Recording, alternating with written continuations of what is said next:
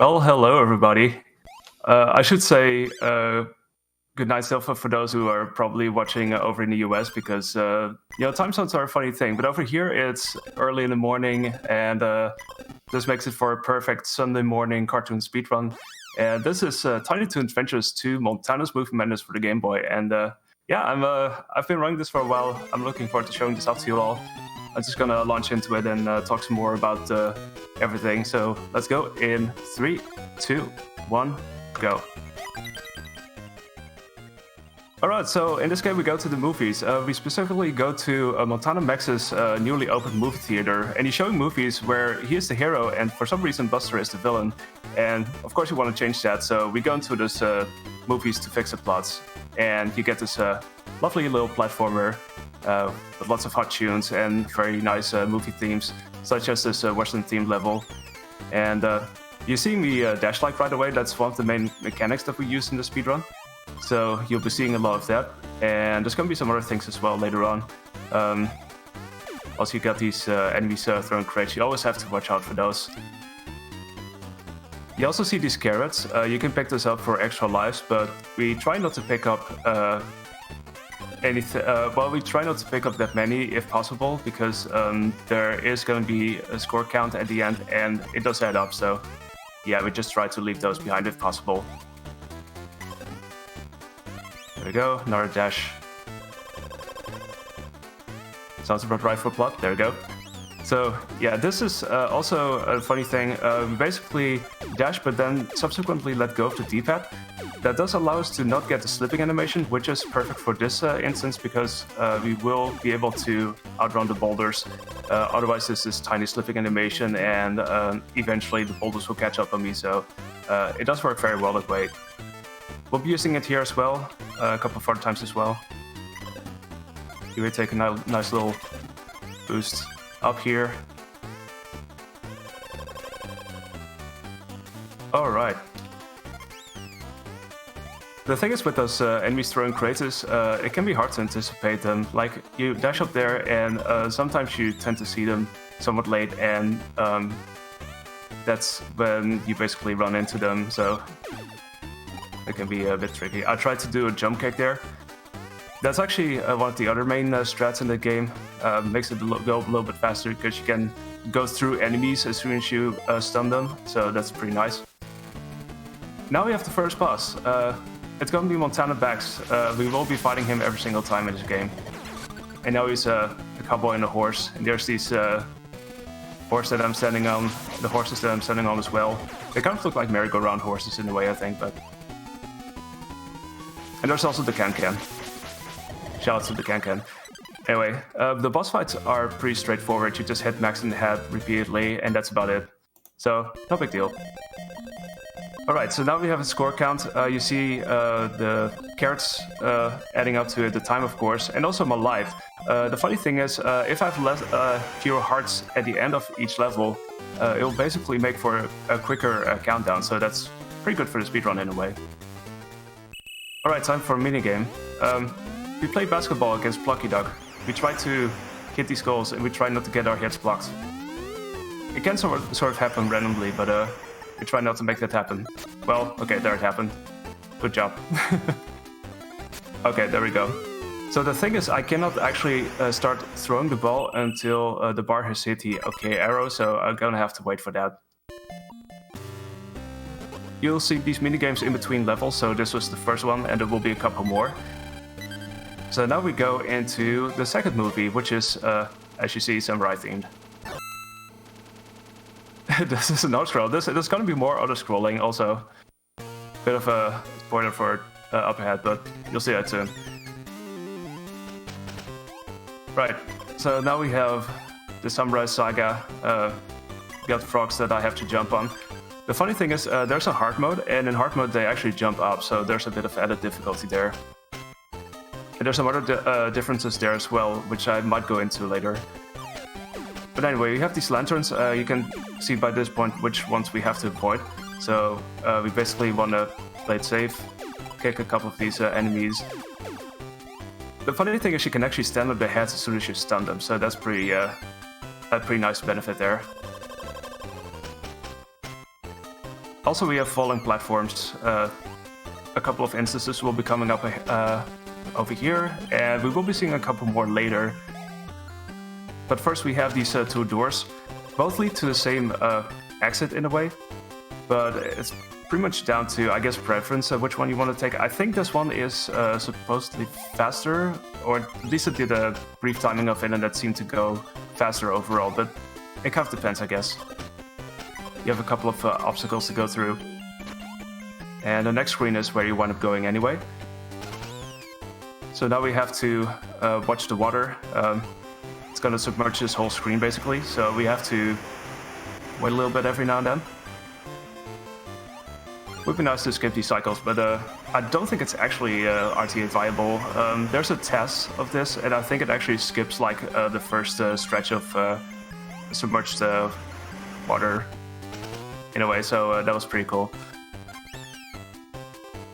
Right, drop down some more. We gotta watch out. We gotta keep the momentum going because they drop down super quickly. So if I even idle about for a little bit, it will basically make me fall down.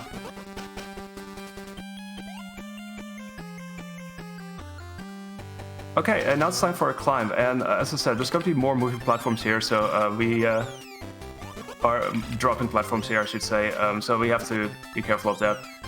Thankfully, there's some regular platforms as well, and we can stand on that. We do use a dash, we jump kick once again. Just take a leap towards the door.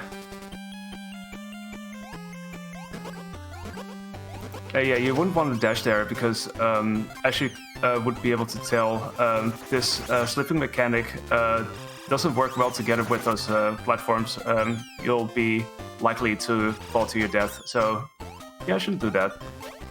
Alright, as you can see here, this is probably where the boss hangs out, and of course, it's Max once again, this time around in samurai attire.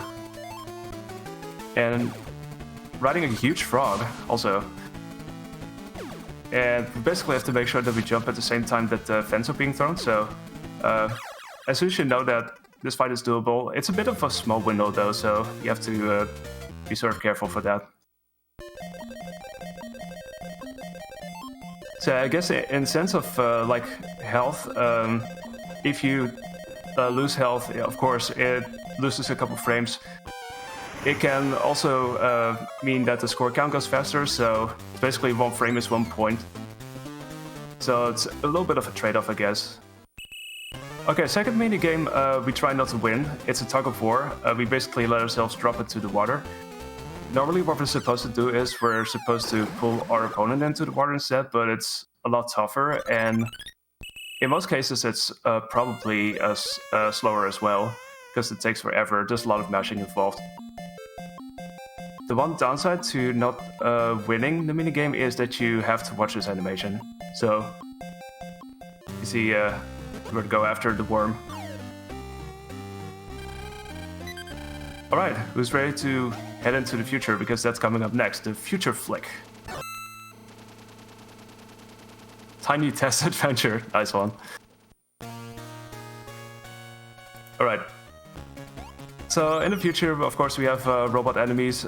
We also have moving platforms, and we'll be using a couple of them to dash from. And there's going to be a skip coming up soon over here. There we go, got him.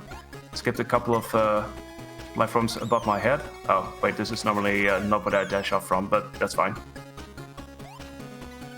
And once again, we'll have advantage from the dash mechanic where we basically let go of D-pad, because we can basically just walk normally again and insta-jump kick our way towards the next platform. Also a nice little time save. That over there, by the way, is Goku Dodo. If you pick him up there, you get a bonus game within the level itself, but that's time waste basically, so we don't pick those up. Alright, now it's time for an actual auto-scroller. You ride this spaceship towards our next destination. This first part is kind of uneventful, so it's probably a good time for donations or announcements if you have them. Yep, no donations at the moment, but with it being Sunday, last day of Winter Pride 2020, and there is an extra incentive that was just added right before the run started. we got a extra bonus run incentive. So with a goal of 5,000, we got Super Monkey Ball Deluxe again afterwards. So Helix will just play Monkey Ball 2 Witty subtitle all levels. So if you want to see the run, if you want to see the marathon continue at least another run, or continue another run, that is now available for donation incentives to be met. Awesome. Yeah, be sure to donate for that. And yeah, so this is the second part. So this is where things get a little bit more interesting because there's a couple of semi-blind jumps and also this massive leap. I basically have to lean all the way to the back so I can move forward as soon as I jump in the air. But the funny thing is your sprite doesn't go until the past the midway point, so you have to keep that in mind when you do that. It can be a bit weird to do this jump once you play this casually, but as soon as you know how it actually works, it's not too bad. So now, since it's a future, we also have electricity fields, of course, so we just have to be a little bit patient for a bit. Not a big deal otherwise, but just so you know. Alright, we got a couple more enemies that launch their heads at me, so we can sort of boost off of them sometimes, like we tried to do so over here. I'm not sure if this is like the faster route, but it's definitely a safe route for sure. We also have these TVs that we try to kick from the side. I try not to jump on them because there's a chance that they might send off a spark, and those sparks can, of course, hit me, and I don't want that. And just like in every future level, there's crusher rooms like this one, so we just have to wait. And I have to time it so that I don't bump my head against the side of those crushers. You'll see this animation. Also, I can get squished by it, and you also see a different animation. But yeah, anyway. It's time for Montana Max once again, and now he is a robot consisting of 3 separate parts that fly around the room. So I basically head out to the right side here because Montana Max usually goes to the left side, and this makes it easier for me to avoid the parts that are walking / flying around. So that makes it easier, and of course now he heads the other direction, so it makes it easier to head out here. And for health preservation, it's a good thing to do so. I'm at full health, so it's not a big deal, but it's good practice anyway, so. Okay, so again, there was 3 hits. If you play on hard mode, by the way, every boss deals 5 hits, so it's a little bit longer. And you, on the other hand, have only 2 health, so that's totally fair, right? Totally fair. And we do have a $50 donation from Hoopfen with the comment just ball. So thank you so much for the donation for that. Oh, nice. All right. Next mini game is a game of soccer. Well, it's not directly soccer. It's more like we juggle some soccer balls in the air and we lean towards the goal. So as you can see, we tried to score 15 points and try to make 15 points in succession and make sure not to lose any of them. When they hit the ground, they basically flatten, and you don't want to see that. Ooh, okay, I missed one there. That's fine. I didn't expect that setup. Let's see, there's going to be a tricky one later on where I have to switch directions. So you see that one being thrown down first instead of me going from right to left. It's kind of an opposite direction thing. But we made up within a timer, so that's good. So we still get to skip the animation. Can you beat the boss? Yeah, you can make some really nice lyrics to that tune. Alright, who's ready for some scary monster movies? Because that's coming up next. We got this somewhat spooky themed level. You have zombies or mummies, and you have bats. I mean, how could you not have bats? I love this dealing with enemies is kind of cycle-based in a way, that you sort of try to anticipate where the bats are.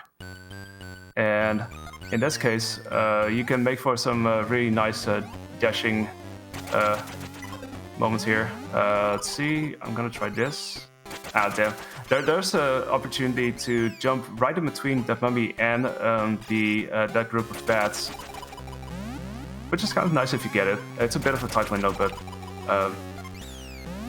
it's nice to get this. Usually I play this part a little bit safer because I've not really figured out a consistent way to dash through this really quickly, but yeah, it's good to play it safe, I guess. Alright, who's ready for some door RNG? We basically have to see which of these paintings is talking, because that corresponds with the door. In this case, we have to enter door number 3. So yeah, that wasn't the best RNG, but